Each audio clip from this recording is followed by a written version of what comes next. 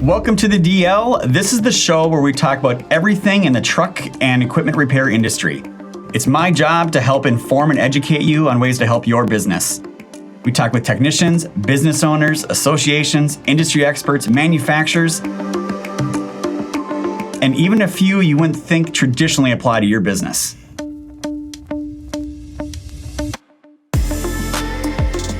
Welcome everyone to a new episode of the DL, kicking off season 2 here. As I told you when we ended season 1, we got a ton of great guests this year.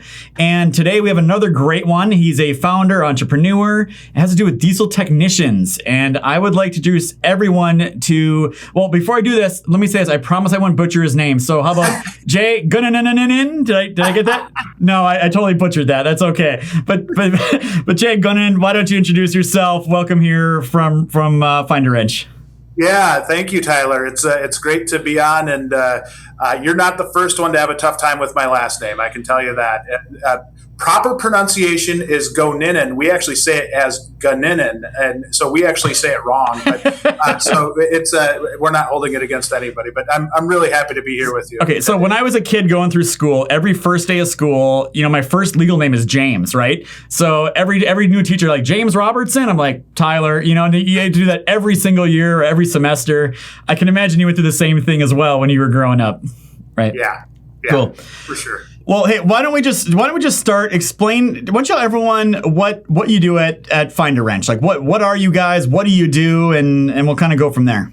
Yeah, so we work with shops all over the country to help them find technicians, right? And we've got kind of a number of different ways that we do that, but obviously there's a big issue. Everybody knows kind of the hot button topic of trying to find techs. So we really work with shops of from the smallest mom and pops to the biggest corporations in the nation to help them find technicians.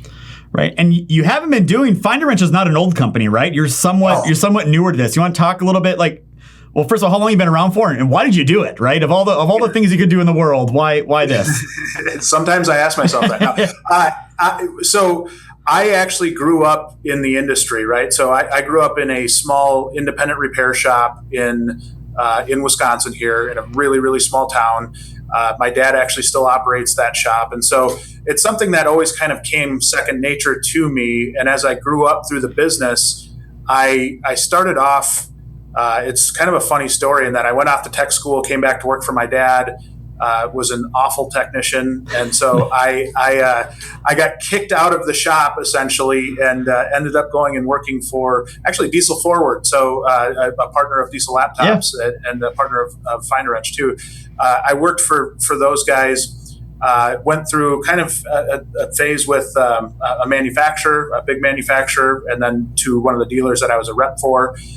So I kind of saw all different areas of the service business, and the need for techs wasn't getting better, and I was struggling myself to find them. So we decided to start a company called Find a Wrench, and Find a Wrench was really based on my own need. I had really no recruiting experience prior to that. I just knew that there was a need, and so I started about 3.5 years ago. And so it's funny because when you start something like that, you don't know if anybody's actually going to buy it. Where, when you started Diesel Laptops, you had a pretty good thing going already. I had not been doing it at all. It was more of we had our son at the exact same time that I started Find a Wrench, and so it was tough at first because you're just doing it for free, and you're just trying to help your buddies out and trying to learn the business. And we've evolved a lot since then, but it's from starting in in my basement 3.5 years ago to now has been quite a transition. Yeah, so I didn't have a basement because we don't build basements here in the South, right? But I had a garage and a dining room table, so I get it. So how long did it take you to find your first actual paying client? What was that like? It was extraordinary, and I don't even think it was for that much money. It was just that somebody paid me for this. This is kind of cool. But it was probably about a month into it where the word started to get out, and I had a lot of industry contacts in general, so they were kind of talking with each other, and so our first placement actually came in North Carolina. A paying placement came in North Carolina. Our second one came in San Diego. So it just was kind of an evolution from there. And really, the crazy part is just, and you know this as much as anybody, but the changes in our company from 3.5 years ago to now it's just insane. It's not even close to what I thought it would be when we came into it. So let's talk a little bit about the state of the industry, right? So I had Tim Spurlick on with American Diesel Training Centers not too long ago. You've been on webinars with me. Everyone's been talking about the diesel technician shortage out there, and I know you do auto and you do diesel. I'm assuming you may even get into some other industries and niches as well. But like literally, how bad is it out there with shops trying to find diesel technicians? And I know we probably have like a COVID situation and a pre-COVID situation that may influence that. But what do you see? Because you're in the front lines every day dealing with these things. Yeah. So the initial couple weeks of COVID, the hiring really stopped, right? It was like the Wild West prior to that. And then probably we went through that period of April, May, where we weren't really even selling, right? We have a sales team and we weren't selling anything. We were just kind of sitting and seeing how we could support shops. But it was almost like a light switch went off again. And we started going crazy and trying to help find these techs again, because when people started to get a little bit more comfortable with how business was going to be, it went straight back to the old way of really trying to find it. So as far as the state of the industry in general, it's healthy, but there's still a huge issue with the technician shortage and helping find these shops techs. So I don't think that's going away. I think it's here to stay for a long time. There's a broader issue, I think, with that piece of it, but it's definitely still a problem. So, I was a service manager for a couple of years, and I've been around heavy truck repair shops for a long time. And there's a good percentage of the time where I'd interact with another shop owner or another, coworker or whatever it was, another branch. And you could just tell their attitude was, oh, that guy sucks, I'm going to replace him and get rid of him. Like they weren't really putting the effort in to try to retain them or make it a better work environment or make them feel like they're more part of the team and all those things. Is that changing now because they're so hard to find and people are realizing like I need to take care of these guys? Or is it still just like, that guy sucks, let's get him out of here? It's a little bit of both, right? And when I say that, there are a lot of shops starting to kind of have that paradigm shift where they're not looking at them as a commodity as much. They're not looking at them as like, hey, that person's out, let's get a new one. They're understanding the value, and we're starting to see, and even from the standpoint of just a straight up business, if you're not selling hours in the shop, that is such valuable time that you're missing out on. And if you're selling time and you don't have time to sell, you've got a real problem. So I think that they're looking at it, they're changing their ways. Now, there are still plenty of shops that still are very much under the impression that, hey, I can just replace that guy. And then they get frustrated when they can't find that person to replace them. So, I think our industry in general has seen a pretty nice evolution in the last 5 years. We still have a long way to go. In your experience, when you're dealing with technicians, right, diesel or auto, whatever it is, do you see people just purely going out there job hopping because, hey, I can go make 50 cents an hour across the street or $1 an hour? Or is it more because they're unhappy or they don't like the situation they're in or they're not getting what they got promised or overpromised? How do you see that what trend do you see there? Yeah, so it definitely is more of they start looking when they're unhappy. And so if they're unhappy, they're going to start looking, and maybe that $1 per hour difference does make the difference in them wanting to hop.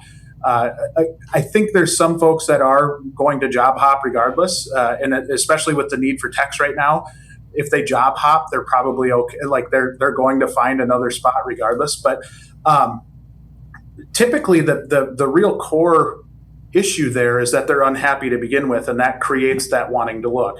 Now, because of the need, you'll see some crazy sign-on bonuses out there. You'll see, that creates more of that Wild West atmosphere. But there really is. I think the core issue is that they're unhappy, and then if they're looking because they're unhappy, they'll be able to find more money somewhere else. It's just a matter of time. So I do see a lot of that, but there are still. I don't think our industry gets enough credit for tenure and how many times that we've got technicians that are staying for decades at a place, and you still kind of see that as long as they're treated fairly.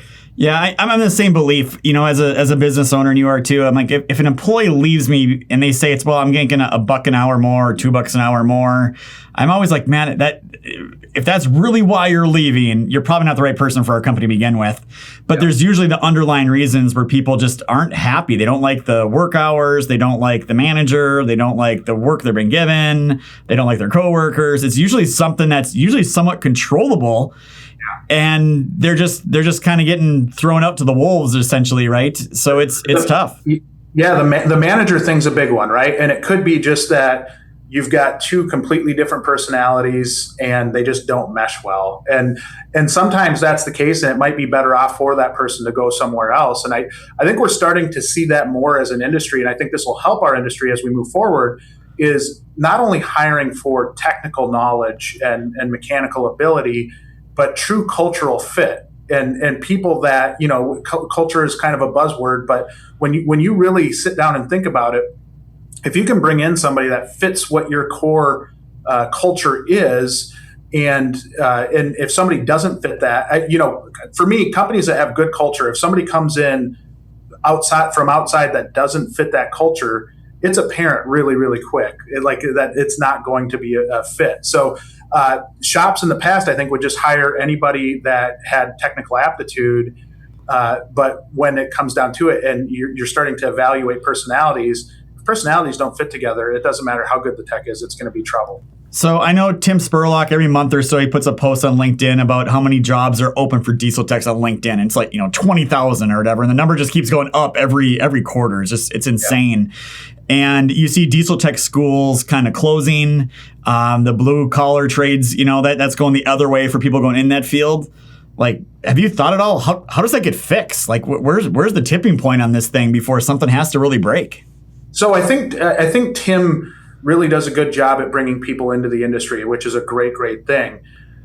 What my feeling is, and where I'm really trying to focus on helping improve the industry, is that we've got a whole bunch of really talented diesel techs leaving the industry altogether. And those are our own people that are in the business that don't like the business enough to where they're just flat out leaving. And if it's going to be, working another trade or, doing some type of technical advising or, something like that, that might be the biggest core issue that I see, because you can bring all the people you want into the industry, but if the industry is not treating them well enough to where they're going to stay, we've got a way bigger problem. So I don't know if you've seen this at all, but we've seen this because we get people calling to buy diagnostic tools, and you got these technicians, and they've been doing it 10, 15 years, been working for somebody else. Now they're in their mid to late 30s, early 40s, and they quickly realize that in order to start their own business, they already have experience, they already have all the tools because they have to buy them all for the most part. And they're just saying, like, I think I can go buy a service truck and I can just start my own mobile operation and I can go make way more money and be my own boss and not have to deal with everything going on here. Have you seen some of that trends happen at all, and people kind of leaving to do their own thing or start their own shops? Yeah, for sure. And I think it's going to keep going too. As you can get more tools to be able to have the capability of doing that, I think it makes it a much more intriguing possibility. You don't have to go buy a huge shop, and you don't have to go do what maybe, even 10 years ago you would have to do. You have the ability to do some of this.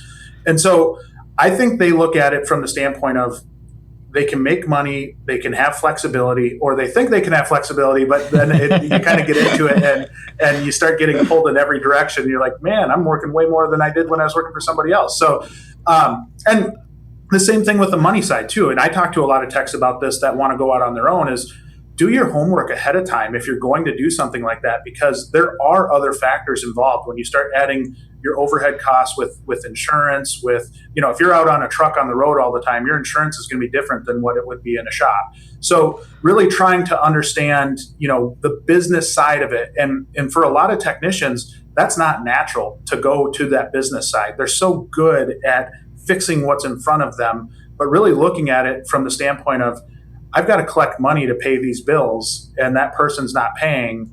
what am I going to do? There's so much more that goes into it than just working on, that piece of equipment that's in front of them. So, I think there's a definite trend that direction. I hope we get more training as an industry for individuals that do want to make that step, because I don't think there's a real natural progression there yet, but I think it's coming. Yeah, and to touch on one of the things you talked about earlier was the whole when COVID happened, right, and states locked down, and you saw shops that have been begging to try to find diesel techs and auto techs are all of a sudden laying them off. And that was a really short-sighted decision I think a lot of shops made. Have you seen some of those guys come back now and be like, oh, I made a mistake, I need to hire some people now? All of them. So, we've been swamped with people. And if they furloughed somebody or they let them go, they're now desperate to find that same person back. And what they found was that person wasn't there when they thought they would be to come back. Yeah. So, I had a different message going into COVID that I think was different than what a lot of people had, which was, I said, be aggressive. Like if you can be aggressive as an owner and, say your cash position is okay and everything's, you're in a good spot, even with the uncertainty. And I remember saying it really, really clearly that how you handle the next 2 months could impact your next 10 years. And that's what I was talking about. Like if you could get aggressive and find some of these places that maybe weren't treating their people as well as what you are, and you could bring those techs on, you could get ahead of the game so easily in that couple months. And I think that period is now over with, and everybody's trying to hire back again. But yeah, there were people that made really, really reactionary moves. And to me, unnecessarily, because with the PPP, you were able to, you could have hung on to those people very, very easily. Yeah, I agree. Honestly, it really worked out in our favor as well. So when the lockdown happened, our policy here became, okay, if you're in engineering or in our technical support department, which we have about a dozen diesel techs in our tech department, you guys keep hiring. We need those people. Right now, there's probably, let's go fill up the bench, right? Like I have no problem doing that. Other departments, we said, hey, we're not going to add any more staff, but if you lose someone, let's replace them. So we try to be more aggressive, but it was amazing how many diesel techs we had to apply during that COVID lockdown, even to now. So I was like, man, this is really working out in our favor. And ours is different, right? They're not using their hands and they're not under trucks. They're sitting at a cubicle now doing stuff. So it's worked out well. And hopefully you got some other clients out there that have, kind of tried to strengthen their bench, so to speak, during this whole thing. Yeah, and there really has, and we had the same thing too, Tyler, where we just were flooded with applications for that month and a half period where we hadn't seen anything like it before. Where we had more applicants than we knew what to do with. That's obviously that's dried up a lot because that changed. But I think you hit on something right there that when we talk about the quality of a technician's life, what you do at Diesel Laptops is great. And I think there's opportunities for shops to be able to do this too, where if you've got a tech that's been in the business for 30 years, what do you do? Like, do you expect that person to work in the shop until the day they retire? Because I don't think that's realistic anymore. At one point, I still think back to, when I worked for Bobcat Company, I had a dealership owner who would still pull engines, like he'd pull like a 350 short block Chevy without a cherry picker, like with his hands. and I'm like, oh, we don't have that anymore. That's not realistic. And the workman's comp stuff behind that doesn't make it realistic, but it is something where for shops to continually help try to get people in and really keep them, I think they need to look at that next progression of what can we do to help this person evolve without the expectation that they're going to stay in the shop forever. So it's funny, the evolution that I've seen of Diesel techs. And again, I was a service manager at a couple places, right? So you get the young guys into their 20s. I mean, those guys are, jumping down from frame rails and, all over. They got no problem at all. It's their first career job. They're making great money, all these things. It's a fun time. And then they get to be, late 20s, early 30s. Now they're getting married. They got kids and there's, but they're still career long and they're getting their certifications and they're getting raises and everything. And then they kind of get up in your 40s And then you see those guys, and they're looking at those guys in their 50s that are having a hard time walking across the shop, and they're kind of like, okay, I don't want to be that. I need to do something else here because I just know long term I can't keep doing this when I'm 55 or 60, right? So then they look, okay, where can I go? Well, there's service writers and there's shop managers, and that's really usually the only two upward paths that you see inside auto shops. And service writers don't make as much as diesel technicians typically, right? And then service manager, well, there's one of those, right? There's not 20 in a shop. So I get why people are leaving the industry and why people are becoming entrepreneurs and doing their own thing, because there's just not a lot of upward path as your career moves on. And people always joke about this, but it's been everywhere I worked at. It's always easier to go get a raise by getting another job offer somewhere and either asking your employer to match it or leave versus just getting your 3%, 5%, 6% a year annual raise. Is that kind of how you've seen what you see going on too? Yeah, very much. And because there's such a demand, I think the techs understand that they can go about anywhere they want to right now and be able to get that job that they really want. Now, I think that's also where, when we talk about the progression of a technician and the progression of the industry in general, that's what we really need to focus on. Because if you can keep that person in that knowledge, say if they're in the business for 30 years and they start in their 20s and then they're in their 50s, they still have another 10 to 15 years to work. So what can you do, whether it's from a diagnostic end or it's from are there other opportunities within the shop that you can create that's easier on their body? And then once you do that, I think it shows a path for some of the younger techs coming up too, is that, hey, Jim worked out in the shop for however many years, built his craft and was just really, really prideful in that. And then they had another step for him.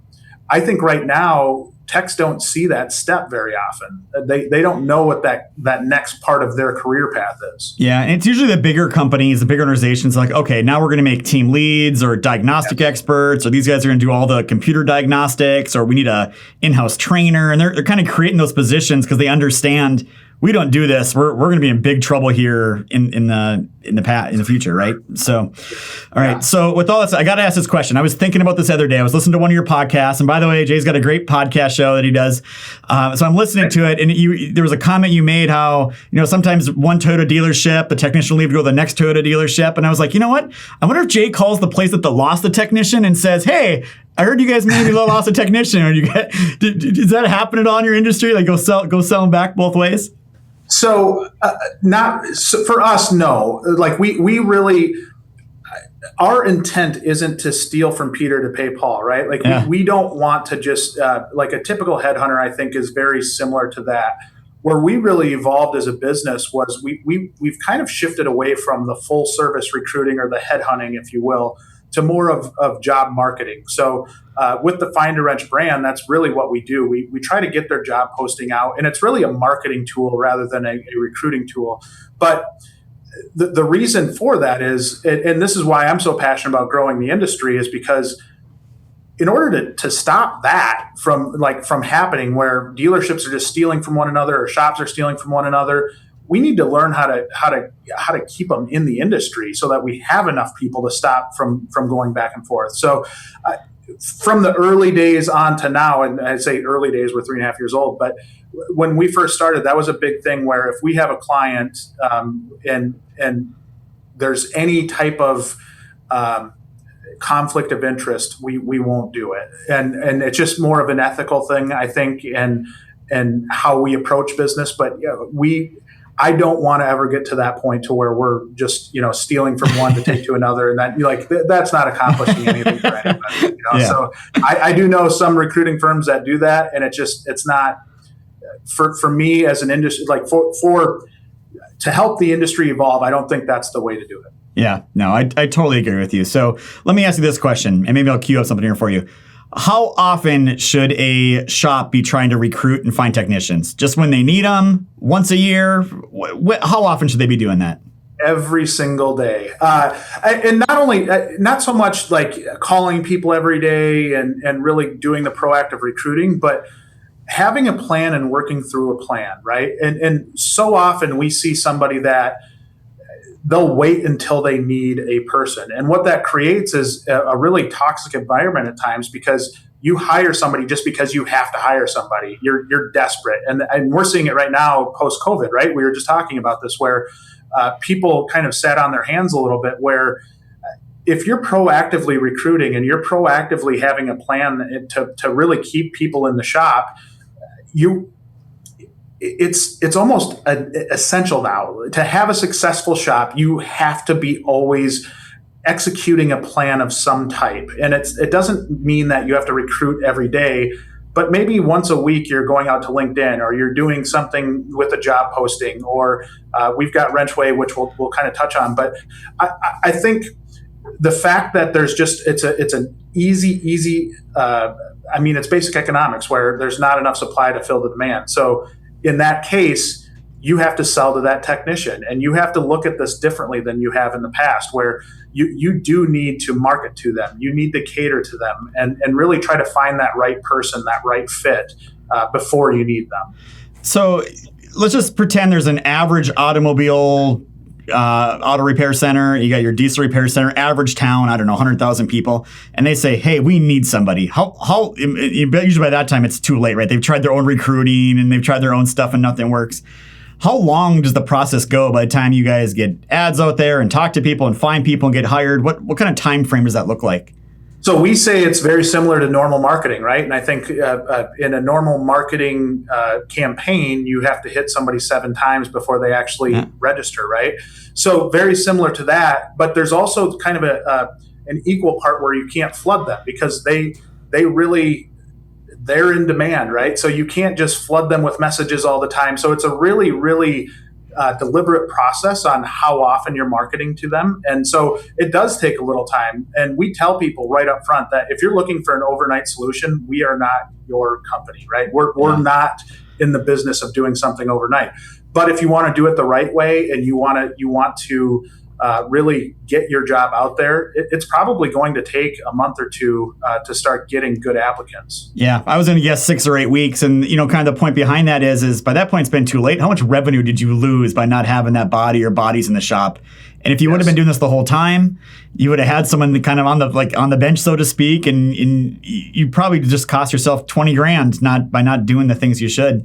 I've sat down and done math with shop owners before, and not even trying to sell, right? But just to sit down and say, okay, if we find you a tech 2 weeks earlier than you would have found a tech, do you think it would pay for it? And they're like, well, I don't know. And so we sit down and go through the math, and it's a really easy calculation that really lands home because it is, you sell time. That's as a service business, you sell time. And if you don't have time to sell, that's a recipe for disaster. It's not a good thing. It absolutely is. So why don't you tell everyone about Wrenchway and Wrenchway Insiders? I think that's a great thing you're doing. Why don't we explain to the audience kind of what that is and how that works? Yeah, so we wanted to figure out maybe a different way to go about this. One, to help make the industry better and keep those techs in the industry that we already have. But two, really make the job search process easier for a technician. They're not like a salesperson where they can just go out and, if they want to take an interview, skate around an hour or whatever. All of their time's accounted for the most part. So it's really, really difficult for them to see what's out there. So we created Wrenchway. We like to say it's kind of like Zillow for technicians, where they can go out to a geographic region, check out all the top shops in their area. And with that, the shop's pages are meant to be facing toward a technician, right? So different than a website where it's very much customer facing, different from a job posting where everything kind of looks the same.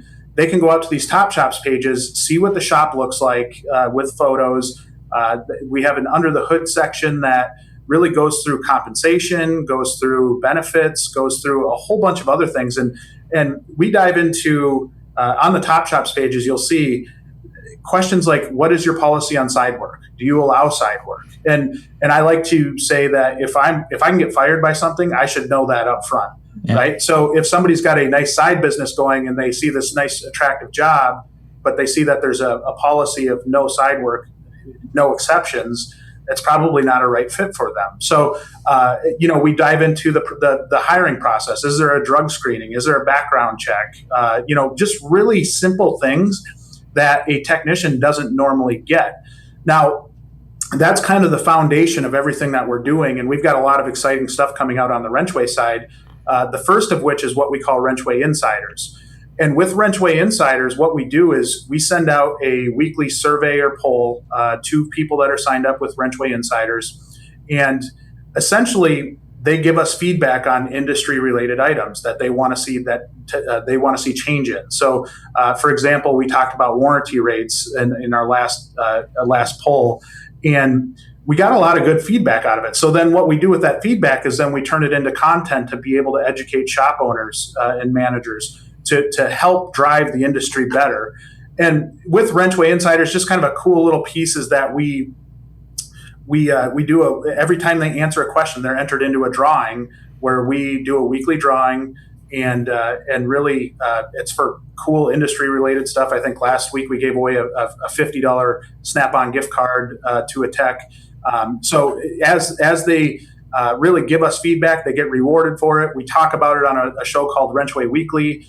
It's a YouTube show. So we're really trying to go full circle with trying to help improve the industry. And we've gotten a lot of really, really good feedback on that so far. Well, that's what I love about you and Find a Wrench. You're obviously passionate. You're trying to find new solutions and new things and new ways to really help everybody. It's a community effort, right? Like there's a problem out there.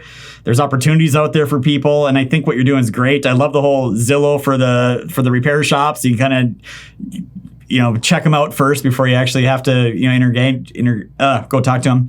So yeah, it's a really great thing you're doing, all of that stuff. What do we miss? What do we not talk about, Jay? Do we cover it all about Find a Wrench? I think we covered about 0.1% of like the entire thing. No, it's such a loaded subject, and it really is something where I see a lot of opportunity for improvement in the industry. I know what you guys do at Diesel Laptops. You kind of have the same objective, and you're doing a lot of great things to not only sell your product, but actually make the industry better and train people to get better. And I think that's the cool part about a lot of the partnerships that we have. And you and I talk about this, but helping drive change within the industry. And I think it's so important for us moving forward that we really take that seriously. Well, hey, I don't want Snap-on to get all the credit either here, so just let me know. We'll get a Diesel Laptops one. Yes, we'll do it. We'll give you some Diesel Laptop stuff to give away on your next Insider stuff. So you got me there. So right there. So how do people find you, Jay, if they want to talk to you or learn more about your company?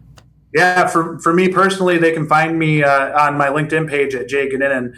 But wrenchway.com, findawrench.com, those are our two primary avenues of what we do.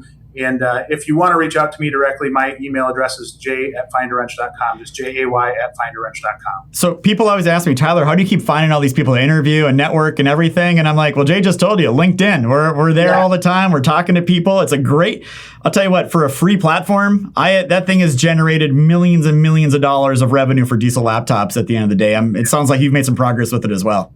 It's been an invaluable tool for us and for me to me personally, but then for our company to grow in general, it's been, it's an outstanding tool. Well, awesome. Jay, thank you very much for coming on the show. I'm sure we'll be talking to you a lot more in the future.